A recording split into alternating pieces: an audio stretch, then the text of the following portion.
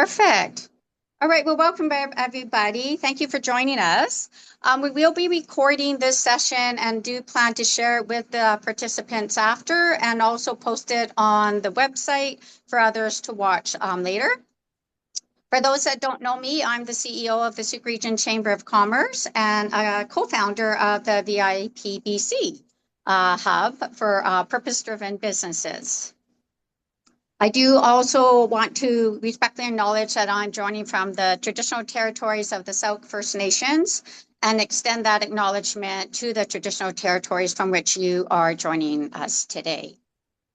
So Vancouver Island Purpose VIPBC is a three-part webinar series. So our first one's starting today, and it is also going to continue into 2027 for a community of practice. So that way, we're going to have an ongoing peer learning network where businesses can continue to learn from one another, share experiences, and support each other while advancing their social purpose journey. We also have some good news. Royal Roads University in Victoria, as we continue to grow, there's an opportunity to better understand the motivations and barriers that businesses may be having. So in the fall, the students will be contacting participating businesses just to gather insights and identify any recommendations that can help strengthen this program and increase throughout the region. So we're trying to gauge interest in doing a short interview with those that can. So if you're open to this, please let me know. And we'd be happy. It's just going to be a short interview, but it's really going to be helpful. And you can email me. Graydon can drop that in the chat if you guys would be open to that. And again, that won't be until September. And it'd be also good timing because our second one is in September as well. We have, I do want to thank the 12 participating chambers for their involvement in helping advance this social purpose initiative. We're really seeing a shift in how businesses and success is defined. So social expectation is really increasing. It's trying to engage with your employees, retaining them, and customer loyalty. So this is a natural role that chambers already play, and embracing social purpose is just going to strengthen our abilities to support businesses and our communities. And not only chambers, the businesses, let's just lead that change. Let's not just jump on the bus. Let's just lead it. Let's drive it, and just build a stronger economy and greater loyalty and more resilient community. So I'm really happy that you guys have joined us. There are some financial numbers of social purpose that indicate 38% of small businesses either currently have or plan to develop a social purpose. The survey indicates that 29% of them already have incorporated an explicit or implicit social purpose into that business. So explicit meaning that they're being active in it and are really using it in their business and seeing that grow. There is an additional 9% that plan to or are interested in developing a social purpose over the next 1 to 5 years. I can't see, was there any, I don't have the slides. I think I was supposed to go over a couple other things here. Just the social purpose, I did mention that it really helps with retaining your employees. It helps attract new employees, especially the new generation. They really want to see what contribution you're making to the community and your shoppers too, right? Or your business and your partners that you deal with. If they see that you have a social purpose and what difference you're trying to make, it just brings that loyalty and commitment more towards you. And so in today's session, we're going to hear from 2 social purpose leaders. We have Toby, who's the owner of Eclipse Awards, and Kendall, the president of Island Savings, about their business case or social purpose. So the real action and what they're seeing and how it works. So now I'd like to introduce Tessa. She's today's moderator, and she's one of the co-founders of the Canadian Purpose Economy Project and VIPBC. So without further ado, Tessa, take it over. Thanks so much, Deb. And thanks to all of you for joining us here today. And also a big thanks to Toby and Kendall for sharing your social purpose insights. And I'd also just like to take a moment to really thank Deb and Graydon and our Vancouver Island Chamber collaborators for really taking on and leading this very unique collaboration on Vancouver Island. This is how we make change, and we work towards our collective goals to make the world a better place. So, and they've been a pleasure to work with. So, yeah, so I'm Tessa Vanderkop. I'm one of the co-founders of the Canadian Purpose Economy Project, and it is a not-for-profit housed at the Canadian Business for Social Responsibility Foundation charity. And really our role is to provide thought leadership, tools, resources to, grow and engage stakeholders in our vision to have 25% of businesses with a defined and embedded social purpose by 2030. So it's a very ambitious goal, and this session really is one of the ways that we're hoping to get there. And so really, why purpose now, and what exactly is social purpose? So really, I think we all know that businesses are challenged with many things right now: rising costs, workforce challenges, shifting customer expectations. Our world is changing very rapidly.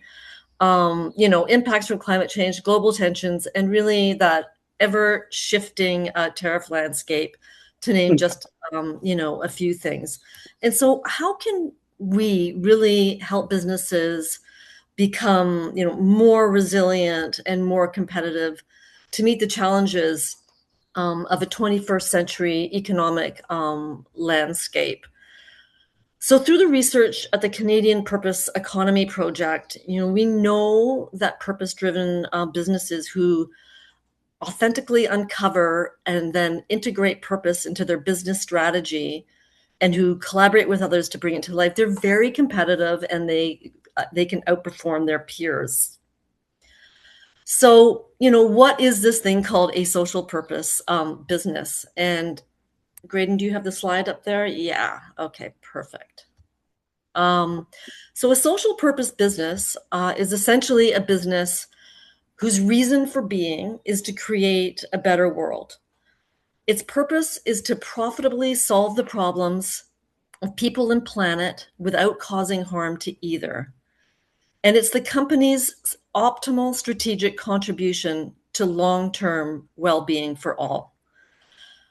And the key really is that as social purpose businesses really unlocks all of their enterprise capabilities. It uses the muscle of their entire organization, its talents, its resources, its partnerships, its influence, really in pursuit of their purpose. And then this social purpose really acts as this galvanizing North Star, far-reaching, and it really helps to steer and navigate organizations through these turbulent times. And better yet, I would say it really mobilizes stakeholders, including employees and customers around that organization. So a social purpose business that has an explicit social purpose will have a social purpose, what we call a social purpose statement. That's what we would look for. One of the things that we would look for. And this social purpose statement is short, that it identifies why they exist, and importantly, it has to indicate the impact that that organization seeks to make that is unique to that organization. And so if you move to the next slide that shows Hemlock's social purpose statement, Graydon, then we can take a look at this one. This is a really, this is a good example of one because it does certain things very well. So Hemlock Printers is a printer that's based in Burnaby, BC, but operates nationally. And they went through the process of really trying to unlock what their authentic social purpose was. Even though they were a very sustainable, won numerous awards for sustainability, they still wanted to understand why they existed and how they could drive impact through that. So their social purpose is they exist to create connections, build community, and inspire actions to safeguard the world's forests. So you can see that this is, their social purpose is very much embedded in what they actually do, why they exist as a business, which is they are printers. And as a printer, they want to safeguard the world's forests, which is a product that we know, has lots of different issues. And so I think you can understand, I think, how this statement is far-reaching. It was going to provide strategic direction for the company, for its employees, for its stakeholders. So uncovering your social purpose, it really, I think it can drive alignment, engagement with your stakeholders. You can see in this social purpose statement how you might be talking to your suppliers, your customers, your salespeople, and how that will ultimately drive your strategy and then become deeply embedded across your operations and collaborations with your stakeholders. And Graydon, if you can go on to what I call the purpose house. And so for me, I call this the purpose house, and other people might call it different things, but it really presents a very clear visual image of what purpose is. So it's not something that lives in an office. It's not something that lives like with your ESG or your sustainability. All of those things are very important, or in your marketing department. It really sits at it is the foundation of your organization. It is why your organization exists. And it really pushes the alignment throughout your entire organization, including your strategy, your operations. It's how you engage with your stakeholders, your employees. You're all driving towards that purpose.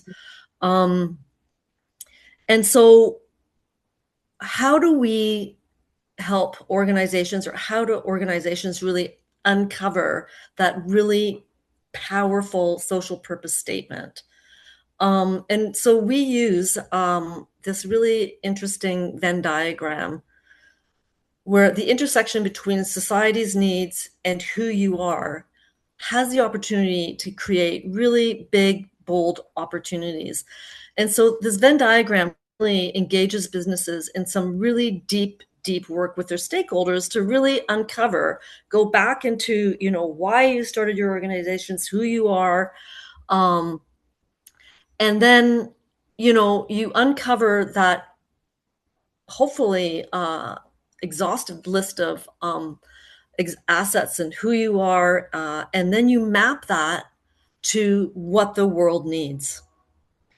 And so a social purpose business isn't there to solve all the world's problems, but it can uniquely impact a problem. And that's where you tease out your social purpose. So that really is at the intersection between society's needs and who you are. And it can really create, I think, big, bold opportunities and become that real flywheel for innovation, impact, and change. And so, and if you want to just move to the next slide, Graydon. Thank you so much, Graydon. And so when a business really uncovers their authentic social purpose and then they embed that into and integrate it throughout their organization, they really begin to see some very real business benefits. Because, we're in the world that we're living in, I think people really value values and trust and authenticity, transparency. So we see that social purpose companies become very competitive in recruiting and retaining and engaging employees, which Deb mentioned, attracting, retaining, and engaging their customers. It's key, I think, to financial performance and access to capital for businesses who are looking for that. And really, I think what it does, it helps to strengthen relationships, and it enables collaboration as you're working with your employees and your stakeholders towards your social purpose. And then that social purpose if we take Hemlock as an example, for, you know, how does he innovate on his product to help safeguard the world's forests? And so you might be able to see some collaborations that might happen with that, and some innovations within his organization. And then all of this really, I think, helps to strengthen your overall operating context as a business, and as a business in a community. And that really increases trust. And that trust, I think, helps build sort of a real competitive advantage and differentiator.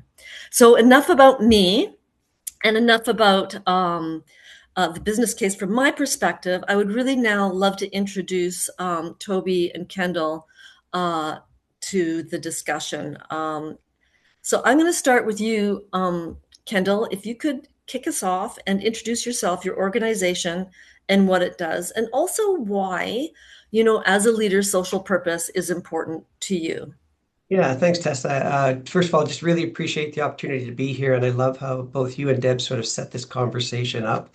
My name is Kendall Gross, and I'm the president of Island Savings. If you're not familiar with Island Savings, we're a member-owned financial cooperative, a credit union, where we have local members, local team members, and we have 12 branches across Vancouver Island. We're also a division and part of a larger group of credit unions, and that's called True Cooperative Bank. And for us, social purpose is really important because in a credit union system, in a cooperative model, social purpose isn't sort of a side of desk thing. It's actually the whole reason why we exist. So Island Savings, we're member owned. We have a responsibility to create long-term value for not only our members, but our communities, not short-term financial results. We're not beholden to shareholder value. But really, how are we helping our members and businesses in the communities and our communities flourish in a meaningful and lasting way? So that's why social purpose is important. On a personal level, I care about social purpose because I'm not only a business leader in this system, actually, I'm also a community member. I live in the same communities that we serve. I see the pressures on families. I see the role that local businesses play, and just the importance of strong nonprofits and community partners. So overall, if our members are stronger, our communities are stronger, and if our communities are stronger, we're fulfilling what our credit union purpose really is meant to do. So social purpose is important because it keeps us as a business honest about what our success really is, and that's helping people and communities flourish. That's great. Thank you, Kendall. Toby, over to you. Sure. Yeah. Hi, everyone. Yeah. Thanks as well for convening this conversation. I think it's exciting to see people to come together around this idea. So always glad to be part of that. So yeah, my name's Toby Brazzuol. I'm the president of a small company called Eclipse Awards.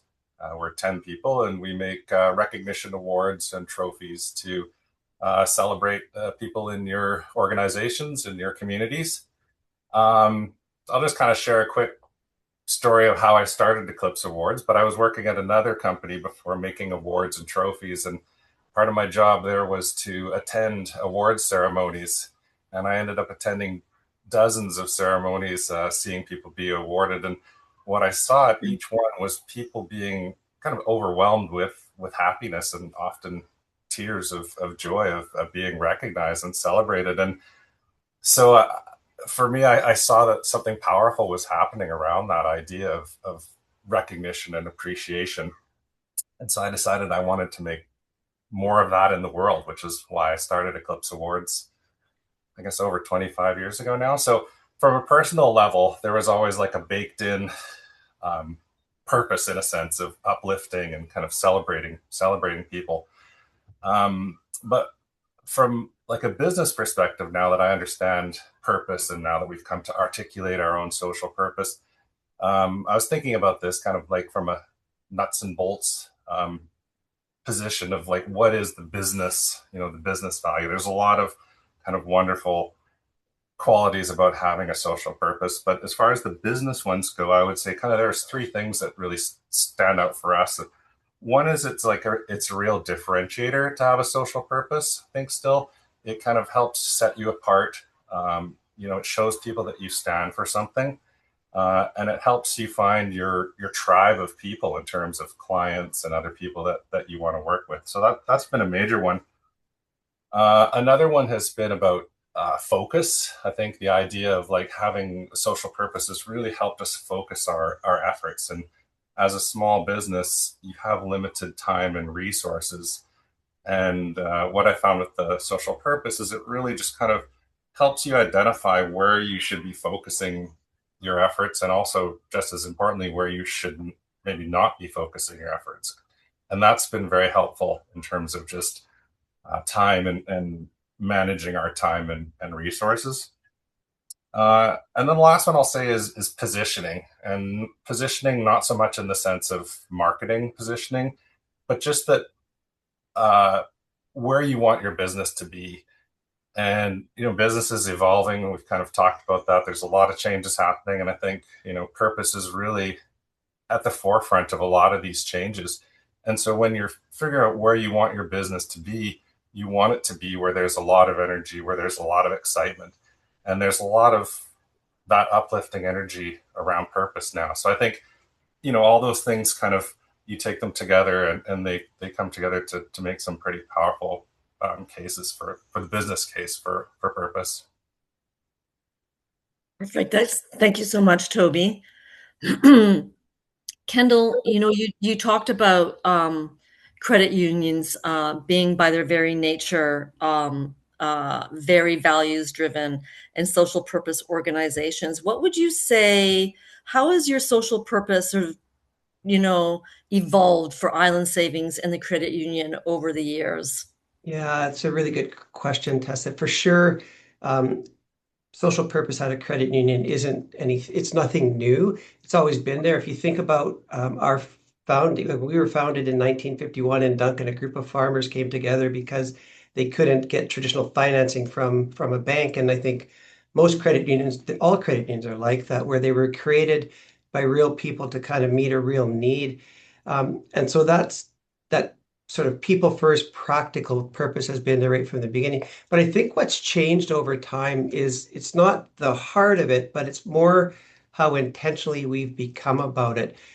As we've grown and become stronger and a more stable financial institution, it's allowed us to become really clearer about how we want purpose to show up in how we make decisions. It's a filter for us.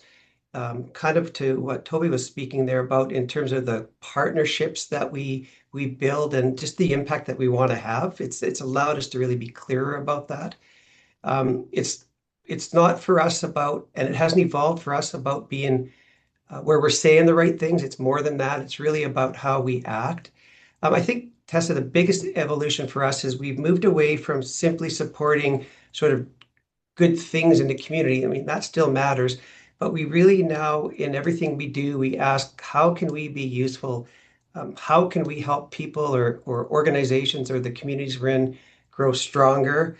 How can we help build capacity in those communities so there's a sustainability or a resilience in our communities? So it's really it's about becoming more deliberate in how we sort of live out what has always been there, if that makes sense. And I think that's something that all the small businesses and owners on this call or out there would understand really well. Most businesses don't start with that polished purpose statement. They start by just solving a problem, a real problem for real people. And then over time, if they stay grounded in those values, they get a clearer, more intentional sort of view about how they want to grow. Again, Toby talked a bit about that. And I think that's how I would describe the evolution for Island Savings over 75 years.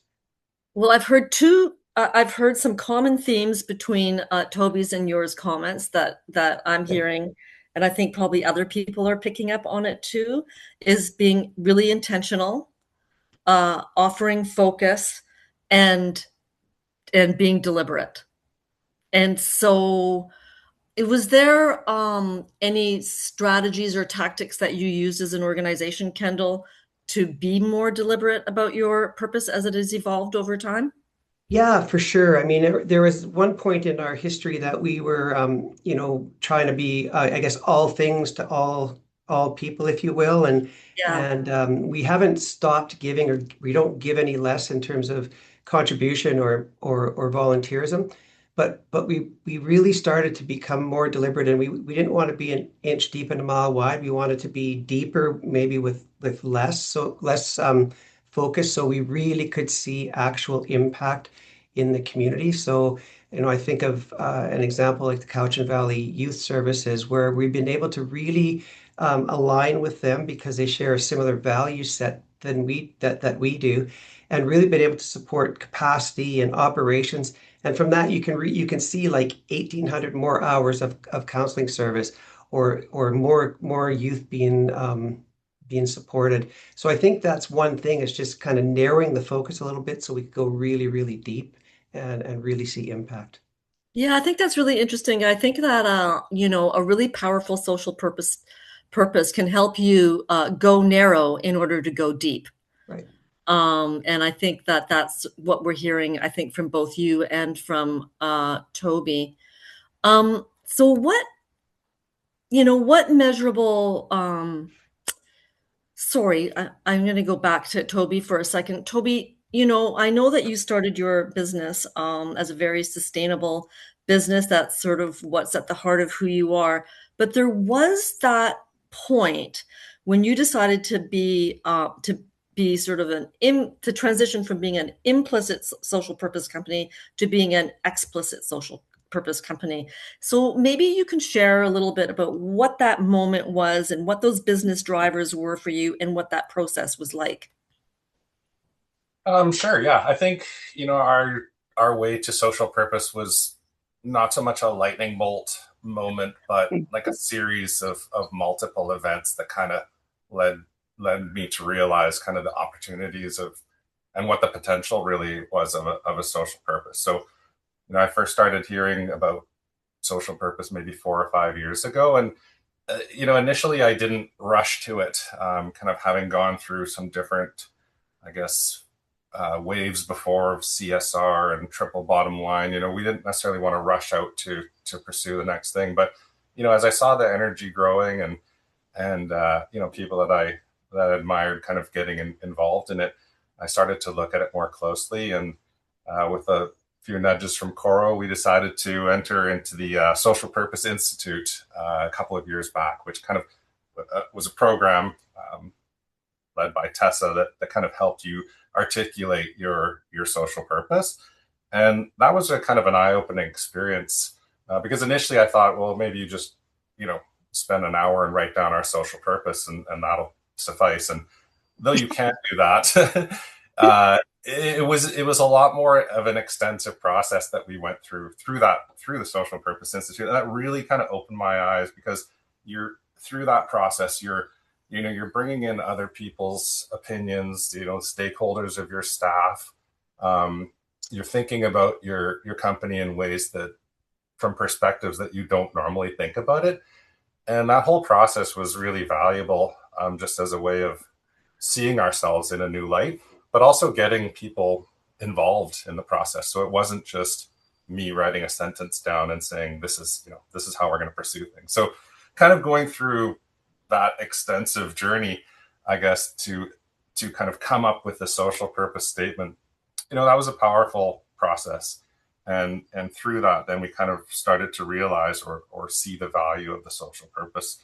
And I guess just kind of, the things that really turned it for us were understanding like how the social purpose helps you organize yourself, and kind of what Kendall had mentioned, like, yes, you can't do everything. And we spent many years as a small business kind of zipping around doing things in the community that we liked.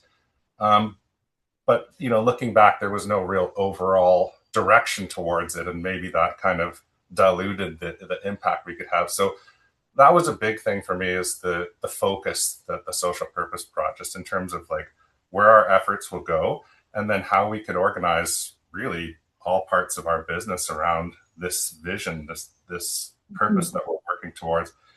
So those were kind of the steps involved. And then, seeing clients mention that the social purpose made a affected their decision or was important to them, connecting it then to like real world business. That was, I guess, in some ways also a light bulb moment where it's like, yes, people do value this, and it's not just something we're talking about. It's something that's actually helping to strengthen our relationships and generate business. Thanks, Toby. Kendall, I'm going to ask you that same question. As we know that small, medium enterprises are challenged in today's environment, at any time, really. I mean, it's people who are resource constrained. And then,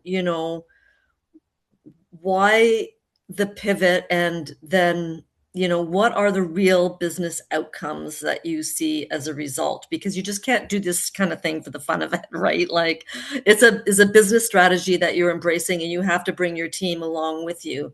And so what do you really see as those benefits? Sure. From an outcome perspective, there's probably 3 or 4 I could talk about. The one I'll just say right up front, and we're not shy about talking about it, is profit. Because like in our cooperative or in any business, profit matters, right? It gets reinvested into better member service, stronger communities, and just the long-term health of Island Savings or our business. And so we are seeing, we've been able to really grow as a business over the last, 75 years. And that has allowed us to make sure our purpose has allowed us to make sure that our profit is sustainable and values aligned, but that profit is what allows you to live that purpose out in a really meaningful way. So I think that'd be the number one thing I would talk about in terms of outcomes and measurement. I think it also, you talked about this at the very beginning, and I think Debbie, you talked about it as well. Like we have seen a real difference in attracting and keeping good people and bringing them into our organizations. Like when we bring people in and we survey them, we try to understand why they came. Like they want to work where values actually show up in real decisions, and we're seeing stronger employee engagement and pride and retention. So that absolutely is directly comes from our purpose and how we live it. A really big one too, and again, Toby's talked about this, is our purpose brings a real increase in trust, both from our existing members, but also from our community and how that brand shows up. And obviously that matters a lot in all our businesses, but in particularly in a financial services industry, because people are making like really deeply personal decisions about their money and their future. And when they trust you and that's genuine and they can see your value shows up, they're making decisions to come and to bank with us as a credit union. And we see our membership growth year after year continue to grow up. And as everybody on this call knows, trust will grow, loyalty tends to follow. So that's been really, really big for us. A bit of the pivot, Tessa, is that we've made over that time to become more intentional is just about how we get capital and how we use our capital. And that's that part about getting deeper in partnerships rather than spreading it too thin. But I think if I had to sort of sum this up, like the measurable business outcomes that we've seen are really, they're value aligned profits. We have stronger employee engagement. We're able to attract talent more quickly and more valuably. We've had deeper trust within our communities that we serve, and for us that means that like the purpose that we live by and the performance that we get in all of those areas really aren't competing ideas. They reinforce each other. I just love what you said, that it's not competing ideas, and that purpose has helped to drive profit for all the reasons that you just outlined. So I think that's, really interesting, because sometimes people, think it sounds like a nice thing that I could do, but really it is a very sort of what I would call strategic and muscular business strategy that really serves your bottom line. Toby, how would you respond to that? Yeah, I would agree. I think, from our perspective, as we're talking about metrics, as a smaller business, we don't track a ton of metrics just because of the resources that we have available. So kind of jokingly, I say there's one metric that we always look at, and that's our survival. And I think, as long as that metric go, we're still able to have some sort of an impact in the community. Like Kendall said, if you're not making a profit, if you're not able to survive, it doesn't really matter what your purpose is, because you won't be around to do it. So at a really large scale, I would say yes, the social purpose has added to that metric, which just kind of adds strength and resilience. And so that increases our main metric of survival. But it kind of, like, on a more practical note, I think for us, the purpose is, what it does is just kind of adds a layer of depth. And we've kind of touched on it before, but it adds a layer of depth and meaning to kind of every aspect of your company, whether it's marketing, whether it's people in production, in back office or front facing. It just adds this layer of meaning, really, to the whole organization, which translates into other things, which is marketing. So your stories have more of a human element. You have more stories to work from. Your stories are connected to a higher purpose. It has also helped with attracting other people and retaining people. People get excited that they're not just working to make some money or to make an organization functional. They are part of something larger. There's some meaning, and I think that's more and more important to people, not just as consumers, but as employees. People want to connect with something larger these days. Business as usual is, people see it hasn't worked, it's not working, it's got its problems, and so they're hungry for something more. And I think that's where purpose comes in. And then just, creating more conversations and trust, having this greater thing that you're working towards. It just allows customers to kind of talk to us in new ways. It allows us to talk with suppliers in new ways. And so it just kind of opens up more opportunities, really, I guess is how I would say it, by the extra layer of meaning, the depth that it kind of adds to your company. Kendall, do you have anything to add to that before we move on? You know what? I really like the way you've scripted that or talked about that, Toby. Like that depth of texture that's within the company. You see it throughout, and really that's where you have you've kind of got it when you're at that point, and you've got your employees that are buying in, and they're actually part of that, and they're helping to live that purpose out. So I just think it's really well said, and I totally agree with you. Yep. Thank you. So early on when I was doing my presentation, I talked about, the times that we are living in, as we know, you just have to open up your newspaper any day on your app, and you can see what's going on. How do you feel purpose helps you navigate a very rapidly changing society that we live in? I didn't even mention AI, which is like another big factor. But, Kendall, we'll just start with you, and then we'll go to Toby. Yeah, for sure, a turbulent time. And actually, if you think about the last, 7, 8, 9 years, it's been so turbulent. And I think for us, I view purpose, you talked about it as a North Star, or it's that rock, like it's that real steady thing that we always come back to when decisions are hard. It doesn't remove the complexity from that decision, but what it does do is it does give us a little bit of clarity or coherence in really how we respond to that. So what that means from us, like practically speaking, is that's what we focus on. Like what really matters is making sure that our members and our communities are flourishing, no matter what the situation. So it helps us kind of avoid a reactive decision. It's really easy in those situations to make a really quick reactive decision that you may regret or may not be the best one. So we look at our people first. We stay people-centered at the middle of any change that we do. And because it's changing so quickly, purpose also helps us to kind of adapt without sort of drifting. Again, that kind of relates to making those really quick decisions. We look at who we are, and we one of our values that we live by is courageous leadership, and we try to we end up really making courageous decisions. But that really helps us to build capacity and resilience when it's needed in community associations, nonprofits, our members, our communities, other businesses. And so it keeps us making these local decisions. It keeps us staying grounded in really what we believe in. I think that that's really, really important. It almost brings a discipline, I guess, to how you look at the business. And being a cooperative and a credit union, we're fortunate that we don't have shareholder value that we have to chase. So that means that we don't chase quick fixes, and we can focus our energy. So I guess to summarize all that, I think purpose in those situations, in these turbulent times, just keep us grounded in who we are.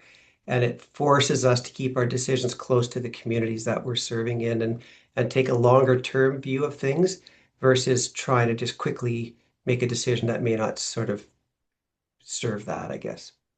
Yeah, I mean, I think that's really interesting that it's grounding, that it also, it doesn't eliminate the complexity, but it helps you understand where you are in that complexity and allows you to do that yes, no kind of decision making because you really have a very deep understanding of why you exist.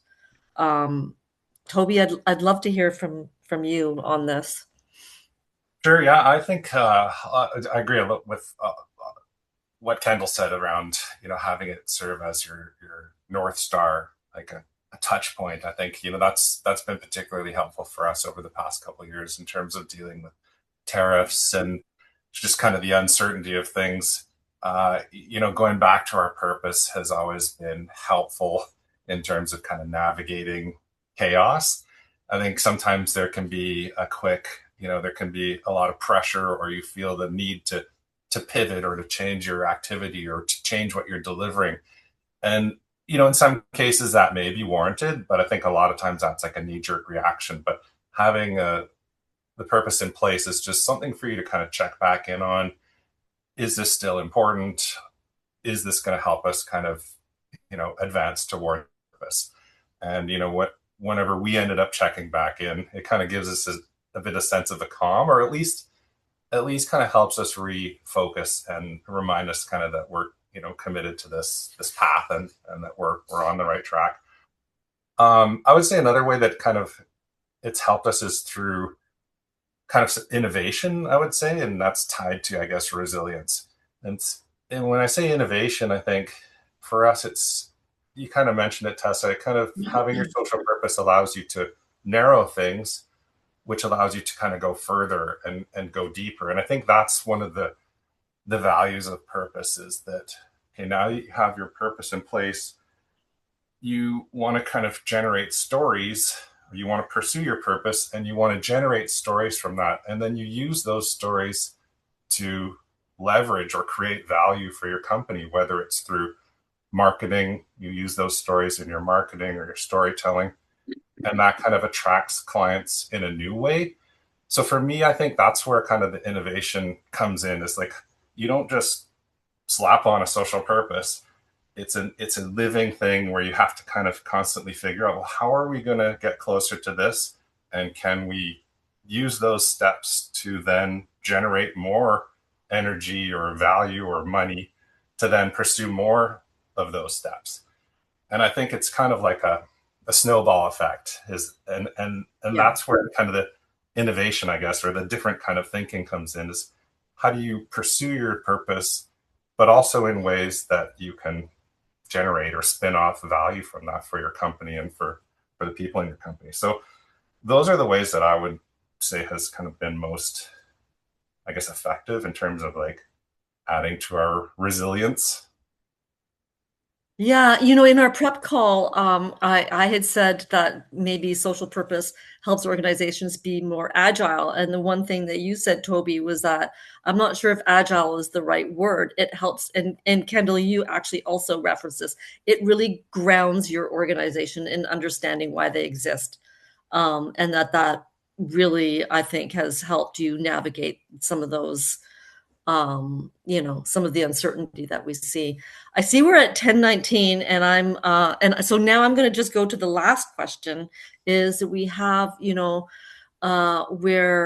working with the incredible chambers across Vancouver Island and the incredible leadership of the chambers, the Deb and Graydon, what would be a practical piece of advice that you would give to any business here today or anyone who happens to watch this afterwards? What would you say, like, you know, what would be number one step? Kendall, go. If you're just starting this thought process and this journey, I think in my mind, it's just keep it simple. Don't overthink it. I don't think to start out, you need to have a big purpose statement or a polished sort of strategy deck. I think just start off with one real decision that you're currently making, whether it's hiring somebody or choosing a supplier, whatever it might be, and just ask yourself, is there a way to make this decision that still makes business sense, because that's important, but also better reflects what we stand for? And I would just sort of pick one thing that you care about and go deep on it. Toby just talked about that. And bring your people into it early. Like, ask them what this would mean for your customers or the team, or whether there's a way to do it differently. Because I think that's where that real work starts. And it's, you know, again, Toby mentioned this, I think he's right. It's not something that you just launch once. It's something that you continue to practice and be consistent about. So I think it's just keep it simple. You know, pick one thing to start with, and then just be consistent with that, and ask how you could do things that benefit the business, but also really reflect better what you stand for. Many small intentional steps go a long way. Correct. Yeah. Toby, what would you say? I had a few little points here just quickly to add. I would say, you know, social purpose is a journey. It's not something you can actually arrive at. So start where you are, dive in, and that's the best way to get started, because you're not going to necessarily reach a finish line. So just getting started is important. You know, you can create your own social purpose. A lot of companies already have one. Maybe it's implied or it's in the back of their mind. But I think that's worth doing too, is even just to kind of to try and articulate one yourself where you're at. And then I would say, like Kendall said, make some decisions in the next couple of months where your social purpose is your main filter, not necessarily money. Of course, you're going to have to still consider that into your decisions, but put the money aspect of it at number 3 or 4 on the priority list, and try some of these decisions with your purpose as the main filter, and see how it feels, and see if you can get some reactions from your clients or your staff. And then you'll have some positive energy to build on.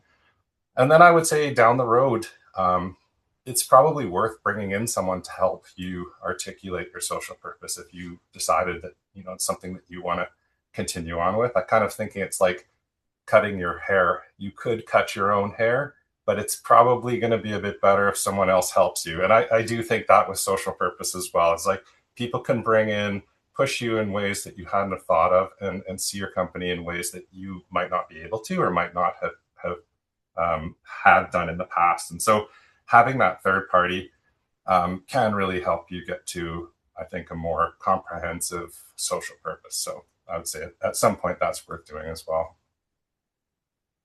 Thanks, Toby. And as someone who has cut their own hair, and by the way, I've cut my brother's hair, I wouldn't recommend. Took him a year to recover. I thought I was better than I was. Anyways, I'd love to open, we only have a few minutes left, but I'd love to just hear from people who have joined us today, thoughts, takeaways, how you feel, questions for our panelists. I'm terrible with the hands, so just put your camera on and ask. Do we see anyone?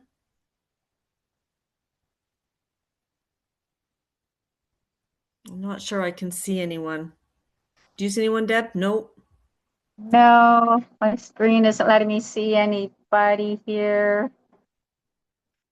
I think those are that's so inspiring. Thank you guys so much, Toby and Kendall, for I was just very inspiring, and that, you know, just take the step. The first step is always the biggest, right? You just got to make that first step. So, and I think, like, what would have been the challenge back then? I think what's really helpful is knowing that Tessa is going to be here to help out. How challenging was it for you guys just like to make that first step? Are you talking to me? Well, with Toby and Kendall, like it must have been like to kind of scary. Like, how do I make that first step? What do I do? And not probably having the help back then, Toby, go right? ahead. Yeah, okay. I would say, yeah, at first, when we were kind of delving into it on our own, it was not very scary because we were just it was within our own control. Now, going into the Social Purpose Institute, that was a little bit scary because there was a cost involved. There was a big time commitment. Staff had to be, um, you know, involved as well. So there was a bit of a apprehension, I guess, on before we got into it.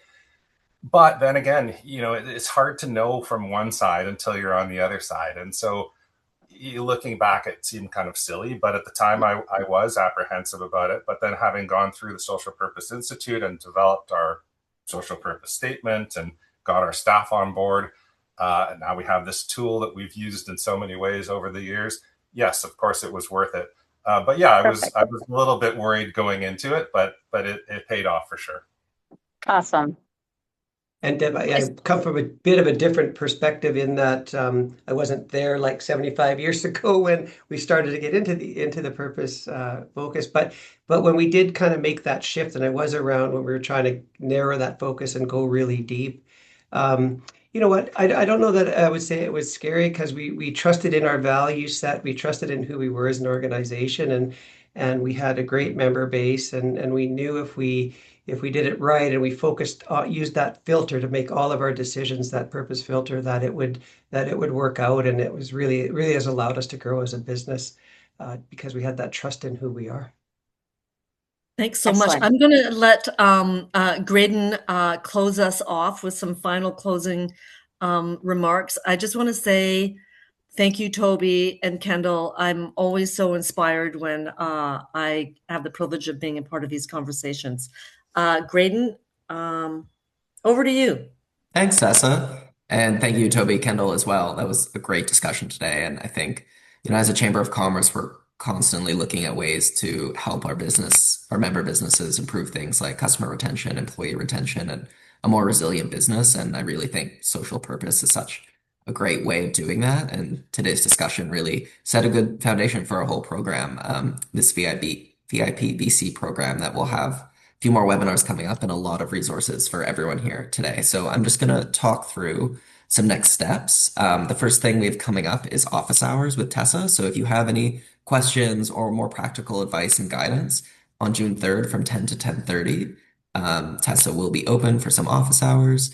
And then you can also contact her about a waiting list to join the VIPBC Community of Practice. So this will be launched next year. It will be a peer learning network for all the participants across all these webinars on how to advance their social purpose together.